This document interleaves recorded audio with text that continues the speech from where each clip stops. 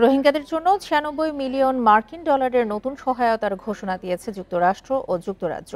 মঙ্গলবার রোহিঙ্গা সংকট সমাধানে জাতিসংঘে উচ্চ পর্যায়ের সভায় এই প্রতিশ্রুতি আসে। বান্ডেল থাকলে প্রতি সেনমানিতে টাকা বাঁচবে। বিকাশ সেনমানি বান্ডেল কিনে জিতুন প্রতি লেনদেনে। প্রধান উপদেষ্টার প্রেস সচিব শফিকুল আলম সামাজিক যোগাযোগ মাধ্যমে এই তথ্য জানান। ফেসবুক পোস্টে তিনি লিখেছেন, যুক্তরাষ্ট্র ৬০ মিলিয়ন এবং যুক্তরাজ্য ৩৬ মিলিয়ন মার্কিন ডলার সহায়তা দেওয়ার ঘোষণা দিয়েছে।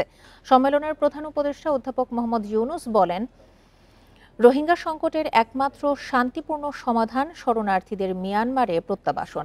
এই জন্য রাখাইনে স্থিতিশীলতা নিশ্চিত করার পাশাপাশি নিরাপদ ও মর্যাদাপূর্ণ প্রত্যাবাসনের লক্ষ্যে ৭ দফা প্রস্তাব দেন তিনি।